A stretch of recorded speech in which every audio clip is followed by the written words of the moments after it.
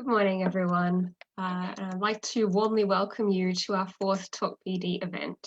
I'm Dr. Emma Morton, and this session today will be focused on strategies to manage substance use during the COVID-19 crisis.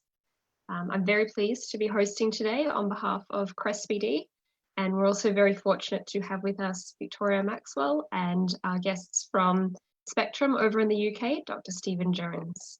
So whether you're joining us from Canada, the UK, or beyond, welcome. I'll just quickly introduce myself first. Despite my Australian accent, I'm in fact joining you from mainland Vancouver. I'm a postdoctoral fellow with the University of British Columbia, studying digital health tools and quality of life for people with mood disorders. And I've been with the crest.bd team since 2015. My hobbies are drawing and crafting, but since moving to Vancouver, actually 6 months ago now, I've been trying to get out more and enjoy the beautiful green spaces that you have on offer. And I'll just hand it over to Dr. Stephen Jones to introduce himself. Great, thanks Emma. Hi, I'm Steve Jones. I'm a professor of clinical psychology at Lancaster University and co-director of the Spectrum Centre that focuses on supporting people with bipolar. In terms of where we're based, we're located in the northwest of England. And in terms of hobbies, I think I need to admit to playing guitar rather badly. Okay. I think we might be able to start a crest.bd band. There's a couple of people with hidden musical talents.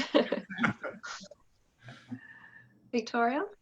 I'm Victoria Maxwell, and I'm a peer researcher with crest.bd. I've been with Crest from its inception, I guess probably at least 7 years ago. And then my full-time job is as a mental health speaker and a performer and a mental health coach. And I live with bipolar disorder and anxiety with psychotic features, and living fairly well, but still hitting those bumps when those bumps come. My hobbies, I'd say running is partially a hobby, but also a wellness tool. And I am an avid reader. I'm an avid slow reader, and I'm actually an avid slow runner too. So it's a bit of both. And if you do hear a bark in the background, that's my dog Pedro, who I go running with, but just to let you know who it is or what it is. Yes, my dog promises he'll be very quiet also, fingers crossed. If you haven't been joining us for the previous sessions, or even if you have, I just want to say what this series is about. This is a special initiative that crest.bd has put in place to support our community in what has been a very challenging time for many people. crest.bd is a Canadian research network dedicated to advancing the study of quality of life, digital health tools, self-management, and stigma and creativity for people with bipolar disorder. But we know that during this time of COVID-19, these kinds of challenges are experienced by people with similar mental health conditions. We also have carers and healthcare providers who are interested in ways that they can provide support. So whatever brings you to this event, you're all warmly welcome. Our research approach is to make sure that we partner hand in hand with people with bipolar disorder to ensure that the research that we do is relevant to things that are important in your lives. And we also try to make sure that we share the results of that research to people who can benefit most from those findings. And we have a number of partner organizations around the world like Spectrum who also share that ethos. I'll briefly run through a few housekeeping points. We have people today joining us via Zoom or the Facebook live stream, and we're trying to take questions during this event. We've taken a few beforehand via the crest.bd website, but if something pops to mind that you'd like to ask the team today, you can ask that via the Zoom Q&A box, or if you're on Facebook, you can post on the live stream, and Laura, who has already introduced herself in the chat, will be taking those questions. I'll relay those to the presenters later, and we'll try to get to as many as we can. So with those housekeeping notes done, I think I'll pass it over to Stephen. Great, okay. Thanks for that, Emma. So I think for this initial sort of brief presentation, the first thing I wanted to highlight was obviously we're living, all of us, in uncertain times, and that all of us are experiencing sort of global challenges with issues around disrupted routine, uncertainty, isolation and boredom.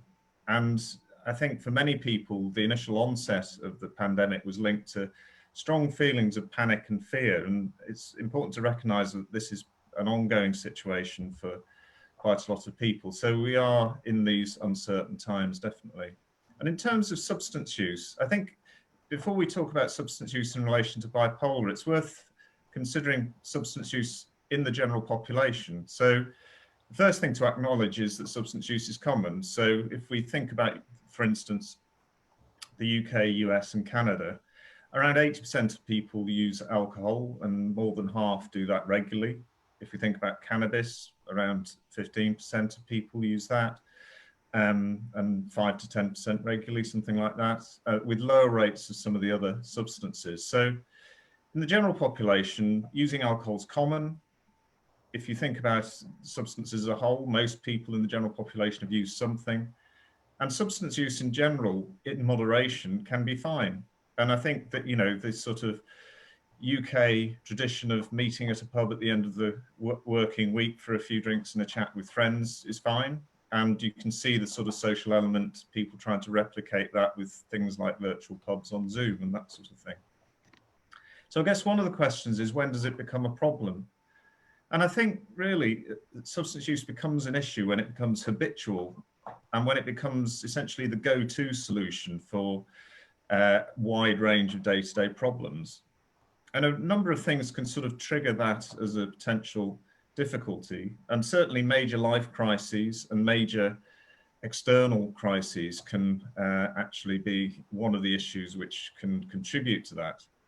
So the current pandemic would definitely qualify as such a crisis. And if we look back at previous difficulties, for instance, the Hurricane Katrina would be a good example. There's plenty of research around showing increases in alcohol and substance use both during and after the immediate effects of Katrina had passed away. So why do people use substances?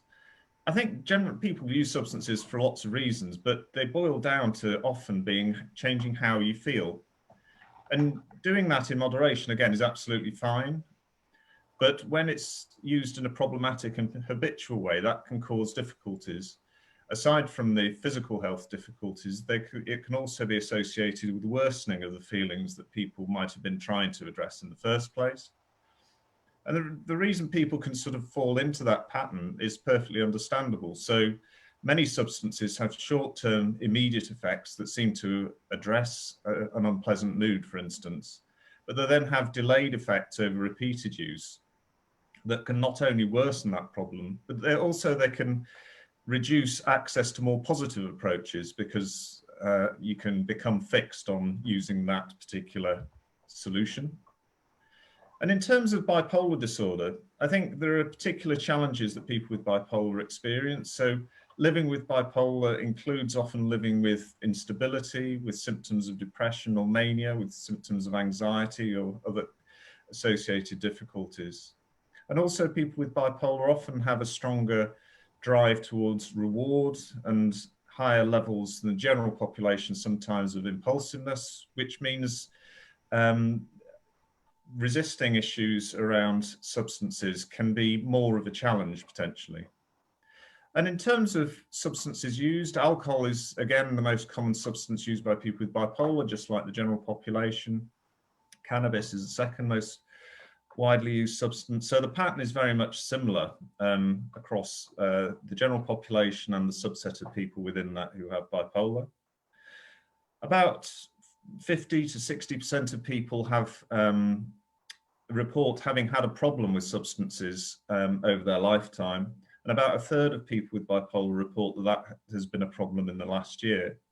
And the sorts of problems people identify around substance use can be difficulties with day-to-day functioning, treatment outcomes not being as good, and additional difficulties with mood. And I think it's possibly worth mentioning that another issue is that sometimes those issues can be apparent even with relatively moderate use. So thinking about these issues is a worthwhile endeavour, I think, for people. And in terms of why people use substances in their bipolar, that many of the reasons are very similar to what we find in the general population. So people use substances to address distressing feelings or manage mood, to feel calm, to relax, to help sleep, and for some people just to feel good. Yes, Stephen, I was just going to pop in here from my own experience. And I think also when we think of substances, typically we think of sort of alcohol and drugs, a variety of drugs. And for me, it was alcohol and food, though, occasionally. And I think it's like you said, I mean, granted, food in moderation is always good, but we can't become abstinent from food, which is one of the difficulties. But what I found also with alcohol, in terms of the reasons, that it almost seems like it's just slightly more exaggerated for people with bipolar disorder, that because I was also used to the highs, and if I was coming out of a low, it was a way for me to replicate artificially that kind of high with a lot more consequences. And I think that impulsivity as well influenced my decision-making around my alcohol use. And so I found before I was diagnosed with bipolar disorder, you know, my alcohol use was fairly, I would say it was moderate, but it would go into sort of heavy use at times. And that was also partially my age. You know, there's sort of known binge drinking when you're in your 20s. But as I've aged, and as what I'm noticing is that my sensitivity to alcohol has increased.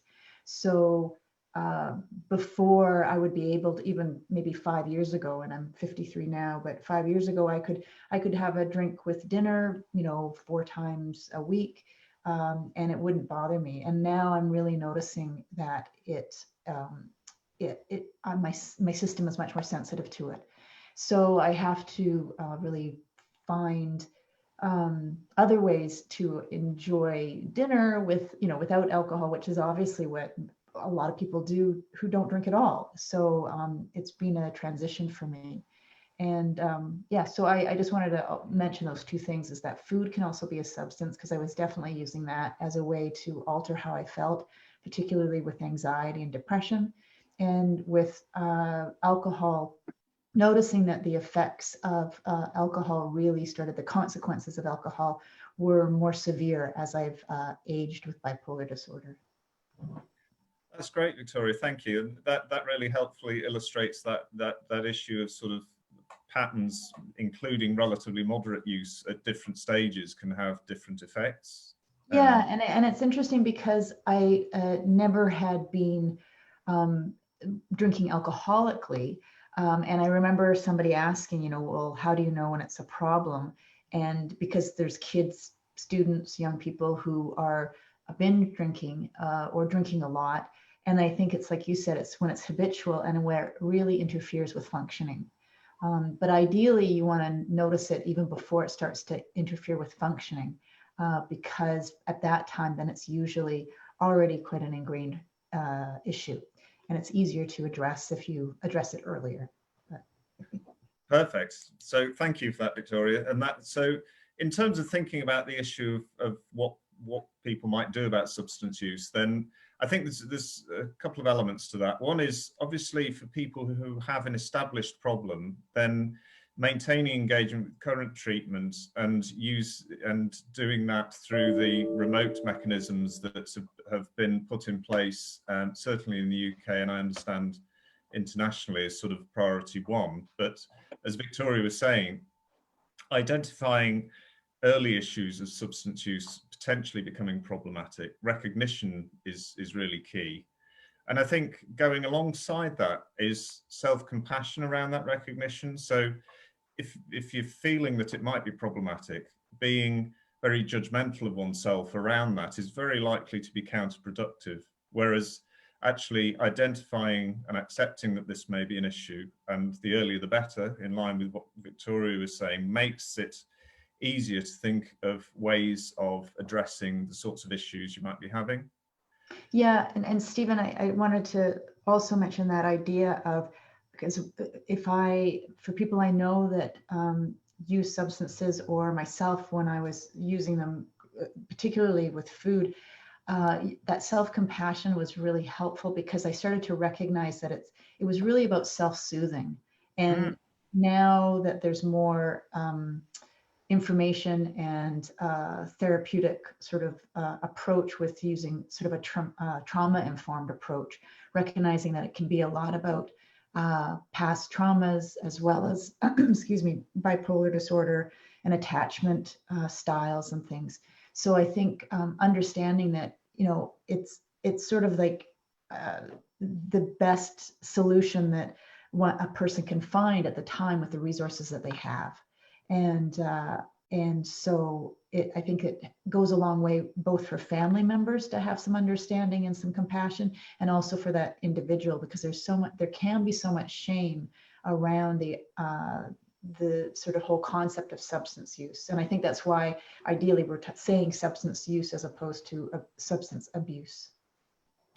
Yeah, no, that's great. And I think that leads on to this issue of looking at, in a sense, so in using substances and in identifying it might be developing as a problem, what sort of problems or feelings or memories are you trying to address? And in identifying those, as Victoria was saying, with compassion for self, or if it's a relative, compassion for the relative, the other issue is how you then search for alternative positive ways to address that. And I think, you know, a key thing there is that for most people, you know, we need to reach out. We need to access support from the people around us, even though some of that support is more remote than it would normally be. And also accessing the appropriate sort of remote resources, both in terms of clinical services, but also the kind of information, for instance, that Crest provides. So Crest has developed some great resources on uncertainty and anxiety and family issues, which are all freely available. And I think Emma's going to walk us through some additional substance use specific information for people at the end of the Q&A. So I think it's not trying to do everything alone is really key. Yeah, and I found that particularly true. For a number of years, I belonged to Overeaters Anonymous, and I think it's just like knowing that you're not alone with bipolar disorder or depression, and having sort of a shorthanded language so that people, you know exactly what it means to white knuckle it when you're really wanting to, like, you know, binge or something, or where you're in the depths of darkness, and people understand that it's something that you can't just think your way out of. I think that peer support is really essential, as well as the professional help that maybe gives some psychoeducation and some tools. And that's been sort of my path, as well as the medication that allows sort of some stability. And what I found really interesting was that when I was struggling with, particularly for both food and alcohol, it wasn't until my bipolar disorder was actually identified that allowed me to get the right tools, because I was sort of looking in the wrong direction. I was trying to sort of control this behavior that I was doing. And it wasn't until, like you said, Stephen, that I started to actually find out that there was this whole other condition that was driving those behaviors, as well as some other issues, some personal issues and things. So when those were starting to be addressed, the substance use behavior started to decrease, almost not completely on their own, but with a lot less effort. That's really helpful. Yes, that's sort of key link between the bipolar experiences and some of the other challenges, and what you need to change what is really key, I think. So that's really helpful. And I think another aspect to this is not just focusing on what you're wanting to not do, if that makes sense. So it can be really easy to get locked into, not engaging in problem eating or not using alcohol problematically. But I think it's at least as important, probably more so in some ways, to think what does actually fire your interest, what does matter to you, and what's of value. And to really try and focus your routines around including those sorts of things that actually matter, whatever it is, whether it's nature, arts, supporting others, and finding ways of actually engaging with that alongside doing these sensible things to sort of manage your substance use. And even though we are, in most countries, socially distancing and in lockdown, I think that, there has been an explosion of sort of digital resources that make a lot of these things much more possible remotely than they ever used to be. Yeah. And also, just standard sensible things like using exercise as a distraction as well as a mood boost, and having a side effect of helping keep yourself fitter, and just sort of building those things into a general routine. Yeah, and the two things that come to mind when you say that is that particularly when I was sort of using these substances, oftentimes my mood wasn't that stable. So to find something that I really enjoyed or valued, it was sort of a distant memory. So it really was able to use it as a distraction until I started to actually it was sort of like the more that I engaged in it, slowly did that joy and that sense of value come back. So for me, it might have been, walking with friends, and I would still, come back home and feel completely depressed. But eventually, slowly, the more I was willing to socially connect, the more that I was able to distract myself from wanting to, do whatever problematic substance use behaviors. And it sort of merged, or I was able to merge onto a different route. And that became really helpful. And I think also when I did start to feel better and I was doing things that I valued, it mimicked some of the good feelings that I had that I missed when I would have hypomania or mania, and it would buoy me up from the depression or the anxiety. And it gave me a sense sort of mastery, or of sort of self-efficacy when I was doing that. So for me, it was creative writing a lot, and it still is. So I think those are really important points for people, and those are sort of practical things that you can do even though in these strange times, things that you might be able to do on your own, or let's say virtually with other people, or webinars like this. And thank you for that. I think that really highlights very well this issue of that these things take time as well, that doing the right thing doesn't just solve a challenge overnight. And so this issue of compassion in terms of trying, failing sometimes, adapting what you're doing, then making more progress, and gradually, as you were saying, the sort of value of doing that becomes more apparent over time, I think. Yeah, that's been my experience for sure. And I think just finally, I mean, alongside all of that, if in a sense we're using substances to address feelings, uncertainty and worry about the current situation is likely to be part of that. And I think, just consciously noticing that this is a temporary situation, consciously noticing a few good things each day can also just be a useful small element in, as Victoria, you were saying, in terms of just helping your mood, if it's beginning to feel rather low, just another small thing to help your mood just sort of stay within usual bounds. Yeah, and it's something that was recently suggested to me because I was going through quite a really low period actually, and it was my therapist that said, and just cherish those small moments when you do feel that kind of, it might not even be close to joy, but it might be a reprieve from the really uncomfortable feelings. And that was something that really helped me sort of put things in perspective, and also made me feel like, oh, okay, I'm still alive. This is okay. I'm going to keep moving forward towards that North Star. It's just slow going. And it it helped because it gave me also almost like a treasure hunt to do. and it gave me a different focus other than other things. And I think that can help also with substance use. If you're, like you said, trying, instead of trying not to do something, following what you want to do and creating that and moving towards that.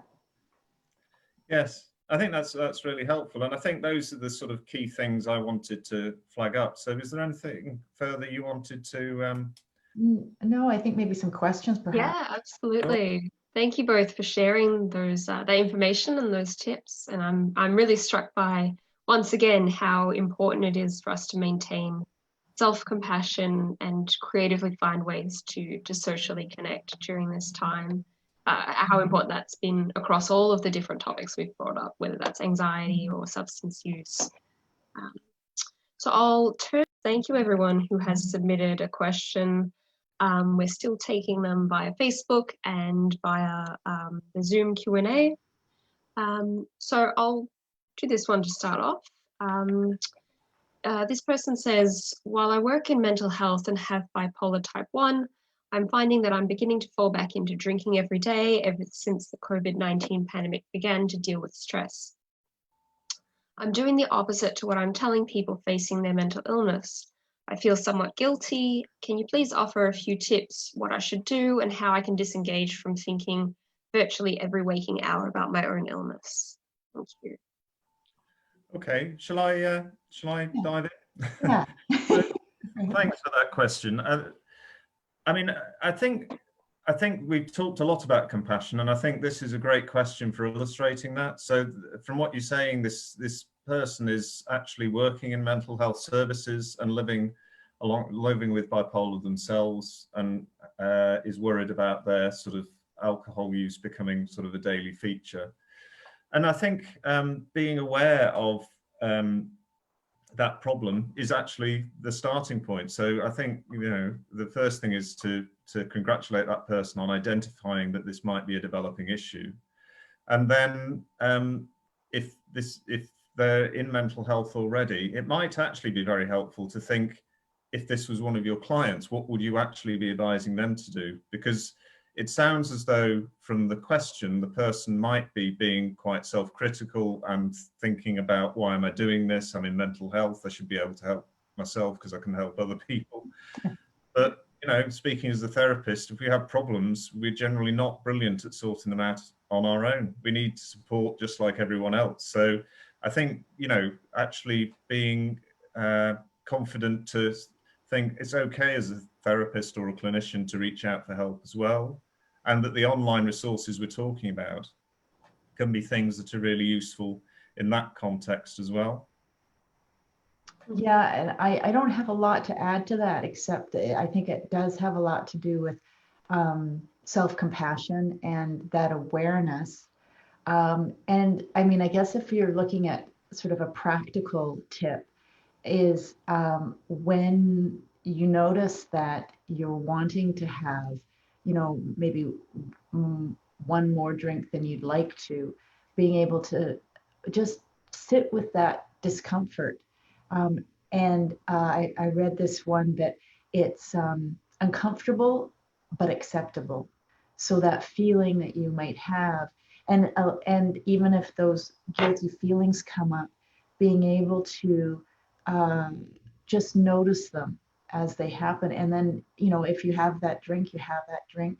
But sometimes I find that compassion just before the urge to do a behavior that you might not want gives enough wiggle room to either make a different choice or for other feelings to come up that might be propelling that behavior. And and allowing yourself to not have any expectations of how your behavior might change. And I think that's it. And the other thing sometimes is like with the 12-step group, some reasons why it's so successful is because there's peers. And so being able to reach out to a trusted person and just, you know, if you're wanting to make a commitment around sort of finding a buddy that you feel like you can talk to and not necessarily have you change what you're doing, but just really care for you and accept you as you are, with what you're doing. And sometimes things start to shift on their own that way. Thank you. It's a really good tip, particularly if you are finding it difficult to be compassionate to yourself, to find somebody you trust in your life who can be that compassionate for you. Sure. And spinning off what you said about finding peers, whether it's virtually or reconnecting with people who you used to meet up with online, we had a couple of questions come up about these kind of online alternatives. This person says, I have never attended support group meetings until these Zoom meetings started to pop up with the virus. I like these meetings online and I feel it works better for me than in-person meetings. I'm worried that these will go away after the virus is over. What should I do? I think that's a really good point. I think there's my sense is that there's been a significant change in perception about remote support for people as a result of the pandemic. So certainly talking about in the UK, during prior to the pandemic, there was quite a lot of resistance to live video delivery of therapy and that sort of thing. It was seen as quite radical. My sense is, talking to people in the National Health Service over here, that's just completely changed. So there is, the trusts local to us are all delivering things by telephone, they're delivering things by Zoom and Skype, and they're not planning to radically alter that, you know, during, as we re-engage. I mean, there will be more face-to-face things, but that once people have realized that they can actually deliver support effectively in those ways, I think you can't unknow that. So I think there will be more balance in how people are supported, you know, once this is over.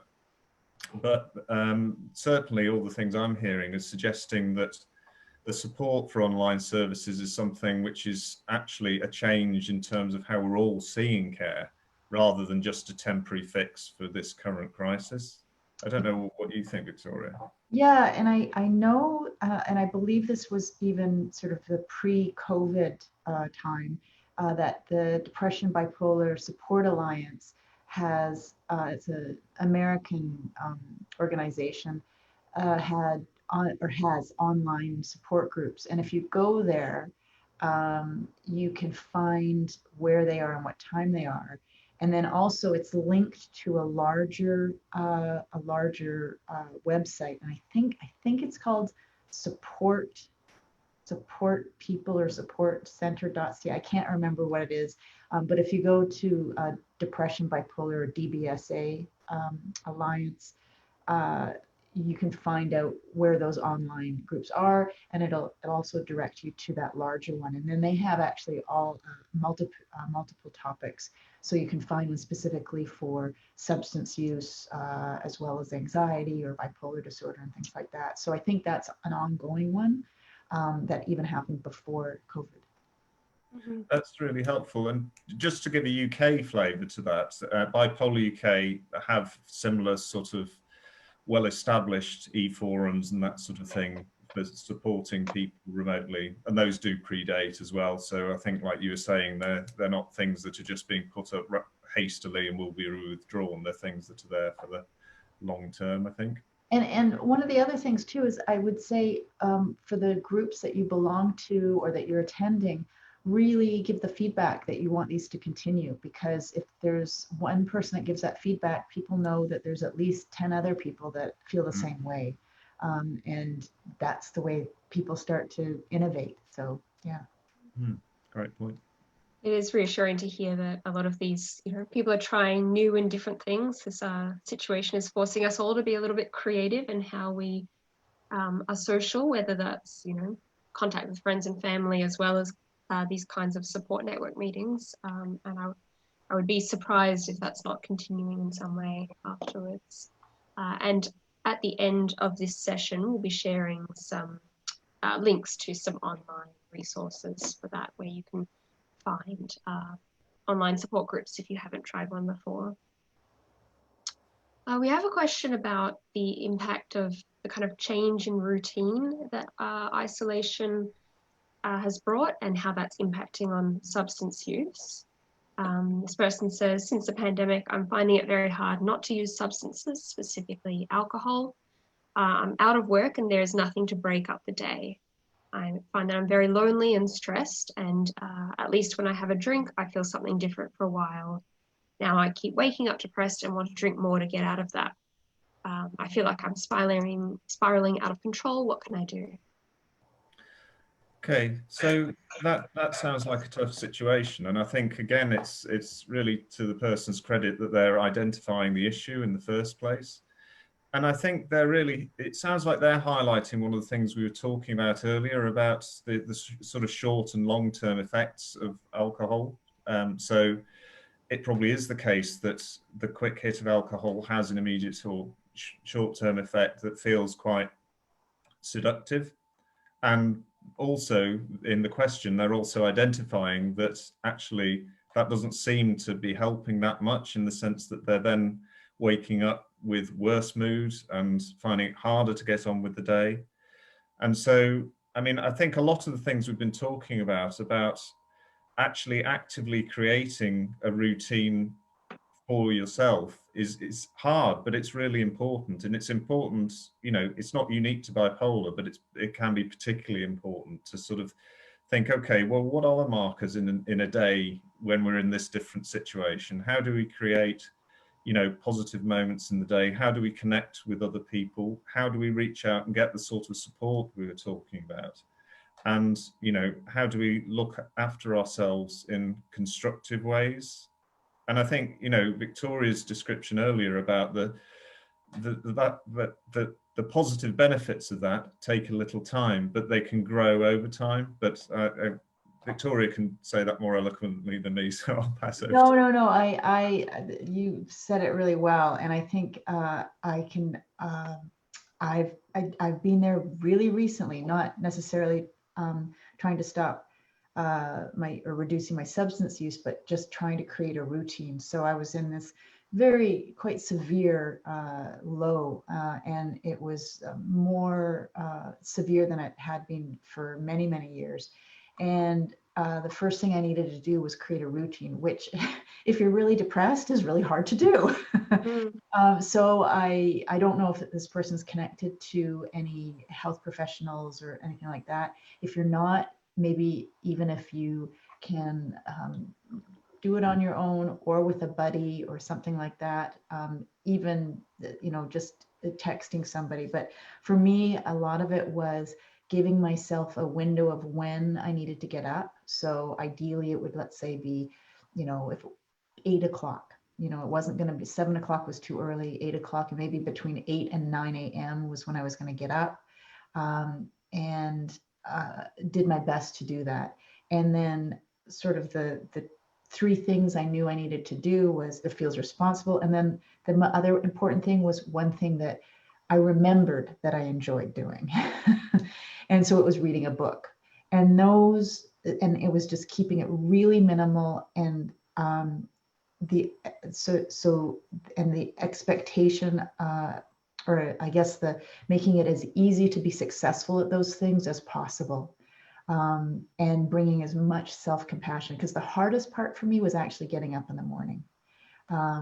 Once I sort of got up, it was sort of like a pebble rolling down the hill that I sort of, despite myself, wouldn't really go back to bed. You know, I'd go and I'd get my, you know, clothes on, okay, and doing those things, and ideally sort of time blocking them, like when do I want to have those done?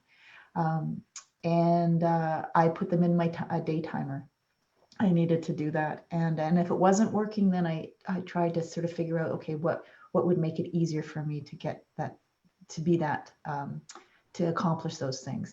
And then somehow, you know, I still may, you know, you may still have a drink within those times, but at least you know you're doing those positive things. And it can do a lot for even just self-esteem. And I find that when I was really depressed and not able to do the things I knew that were good for me, that shame and guilt came up. So when I was able to do one thing that was good, it really did sort of give me a boost and a bit of distance from sort of the negativity that I was feeling. Thank you for that one. We've got a couple of questions coming in from people who are supporting someone in their life with bipolar disorder. So we have one person asking about marijuana specifically. That the person that they support is a chronic user of marijuana, which is making it a bit difficult for his psychiatrist to correctly medicate his bipolar disorder. Half the time, he doesn't know if he is treating the side effects of marijuana use or the mental illness itself.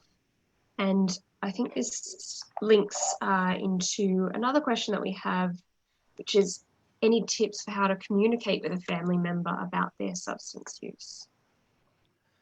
So, I mean, I think as we were talking about, I guess marijuana use is not uncommon in general and in bipolar. And I think some people who live with bipolar do describe feeling that they feel it helps. But actually, in terms of the research, I think there's a blog on this at the end of the talk, actually, Emma.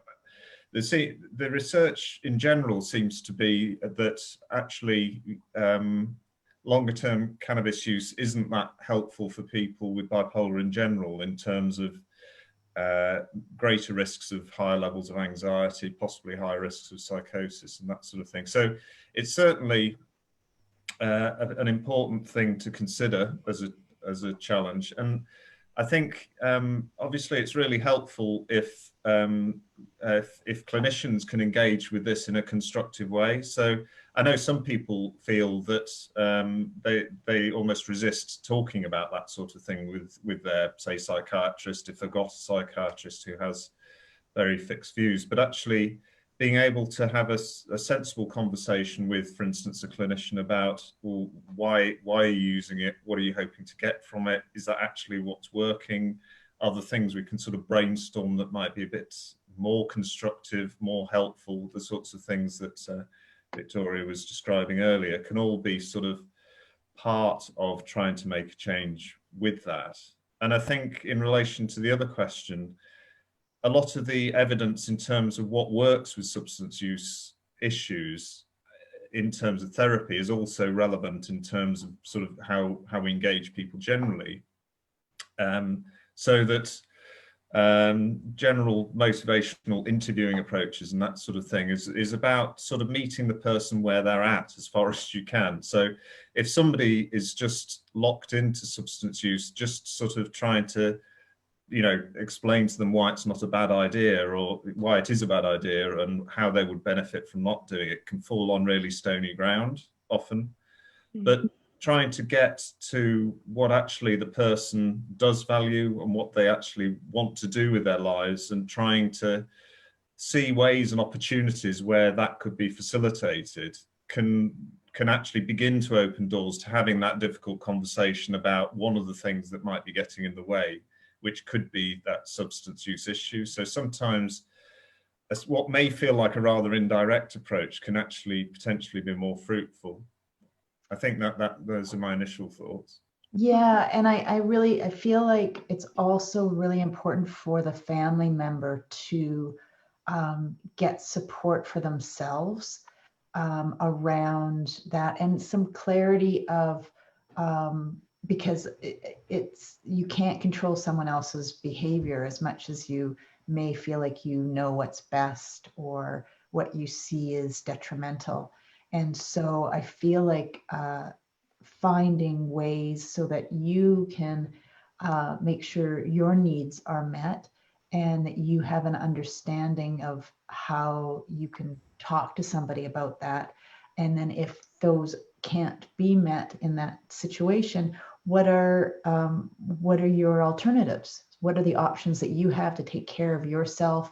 What are the boundaries that you need to make? And it may not have anything to do with that person changing their behavior. It may be about you finding ways. And this may not be something that you want to hear. You may want to find, you may want to just know, saying, okay, well, if I just do this, A plus B will equal C.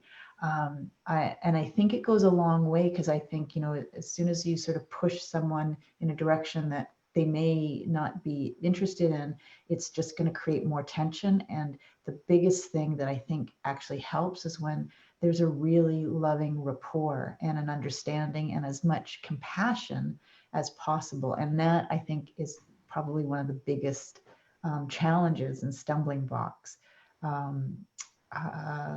So that's one of the things too. If the person's living with you and is your adult child or something, to some degree, I think you do have more leverage, because you can make sort of boundaries around, if they're living under your roof, you have certain needs, and these are the things that you need and you want. And if not, then you can find alternatives and support that person, and just encourage the person to know that you're there no matter what, whether they want to sort of abide by what you're asking, or if not, to find other solutions that may not mean living it within and under your roof. Thank you.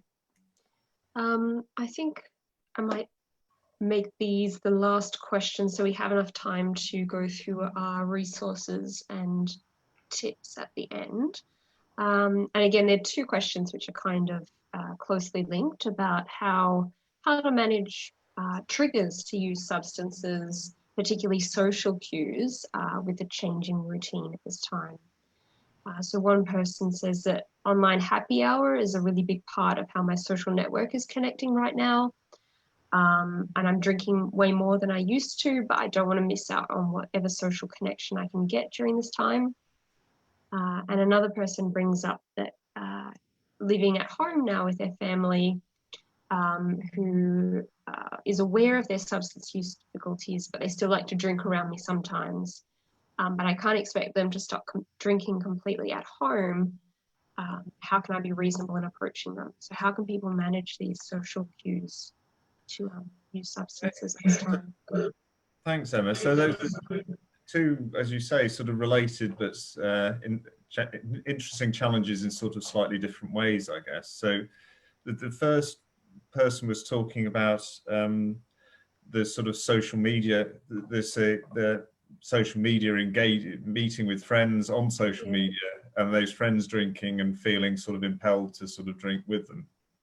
Online happy hours, you see a lot of yeah. So I think, I mean, again, I think it's really important that they're actually identifying that this is a challenge now, rather than sort of just going along with it. That's a really important first step. I mean, I suppose it's worth also thinking about how many of these are they engaging in. It's very easy to feel that if you don't go to all the social events, people will somehow forget you, or that you'll drop off the list for the invite or whatever. But in my experience, people are generally a bit more tolerant than that. So actually, if some of the social engagement is non-happy hour related, with other groups of friends, maybe it could gradually get a bit easier to balance those two things. I think also, people who are meeting you remotely aren't necessarily going to know how much you're drinking a cocktail and how much you're drinking something else. So, just a bit of interspersing to actually sort of manage your rate of consumption is also helpful.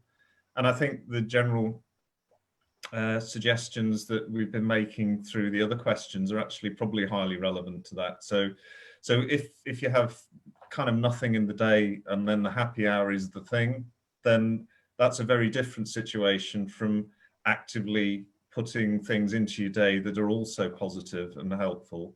So that's, that may still be a nice thing, but you're not hanging on to that as your one solution to having a decent day. I realise there's another part to that question, but I wonder if there's anything you want to add, Victoria, now?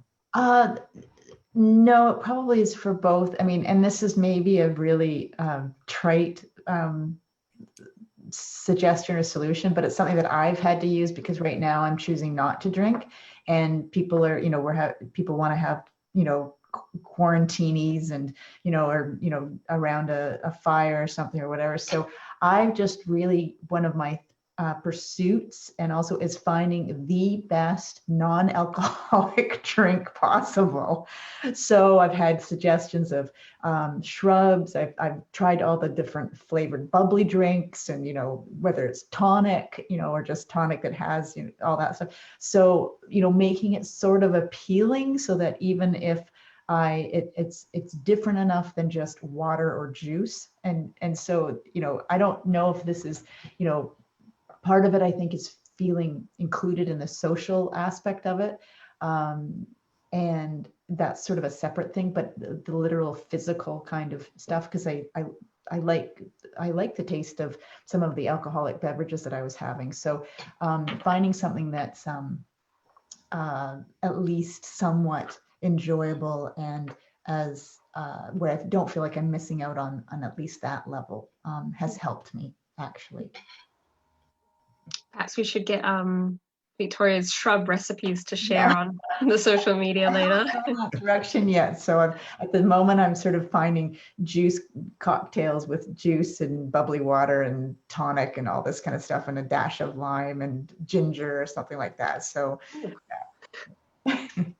Does sound very good. yeah, and it's refreshing too. And yeah, and I think the other question was about if you live with a family member who's drinking, yeah, but that's influencing your behavior. Yeah, and I think what you were saying, Stephen, is really building in those other positive experiences within the day. And I think it's really generous, and also really, take credit for the fact that you recognize that you can't expect people around you not to drink necessarily, or that you're not trying to change that. You're looking at what's in your control, which I think is really, really important. And I think it depends on like when they're drinking, if it makes it possible for you to sort of take a breather from the actual place and be walking around. But in times of quarantine, that may not be possible. And do you have any thoughts about sort of monitoring those triggers when you're actually sort of within sort of a family that's drinking, and you're sort of more vulnerable to I might just ask if we can keep it 1 minute answer so we can move on to resources. Yeah, I mean, I echo Victoria's comments, and I think having some sort of journal or diary or simple record of what patterns you're noticing in that environment can be really helpful, so that you can think how you might adjust.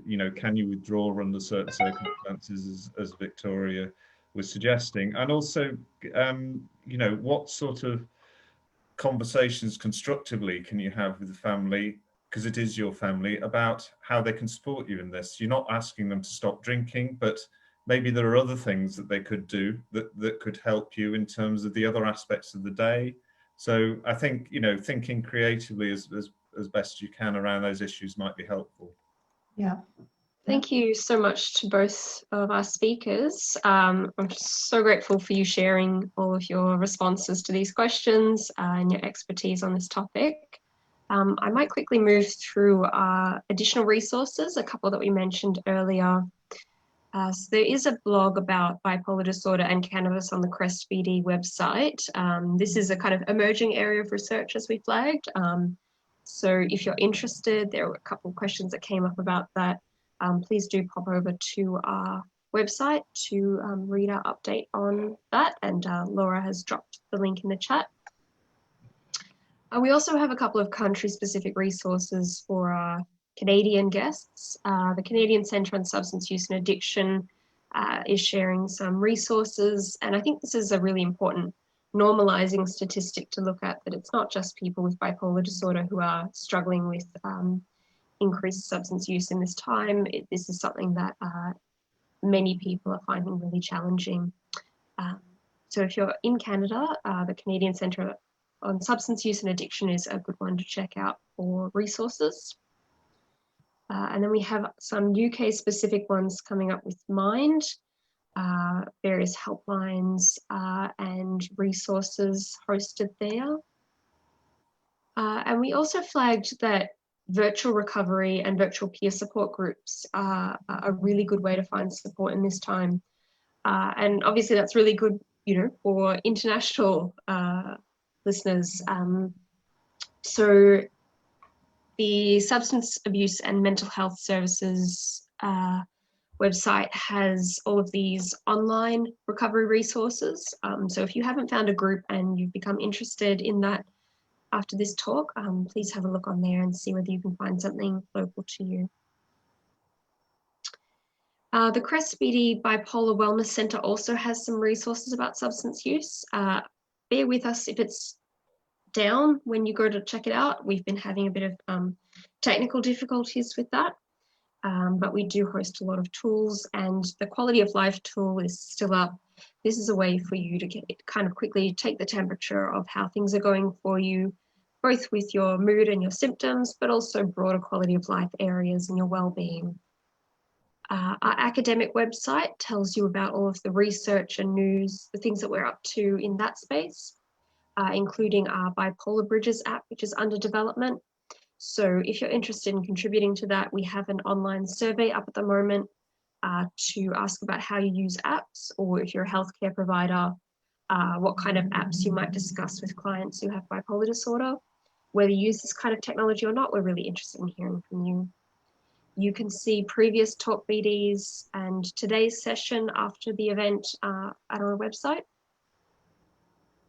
And the next one that we'll be hosting is with one of the founding members of CREST, Professor Greg Murray, who'll be talking about sleep and bipolar disorder, which is going to be May 13th. May 13th in Melbourne and May 12th, I think, in the Canada and US and UK. Thank you. And we'll have all of the local times up on the talkBD website. And I'll just pass over to Stephen to talk through some Spectrum links. Yeah, so we just wanted to flag there are some resources on the Spectrum Centre website. You can access news about Spectrum on Facebook and Twitter as well. So some specific resources, we have a toolkit, an online toolkit for relatives of people with psychosis or bipolar. That's freely available on the link that's being provided. So have a look at that and see what you think. We've also got resources, again, free e-resources around personal recovery in bipolar. So have a look at that. That includes a workbook, but also videos and animations around people's experiences of that. So those are some things that people might find useful.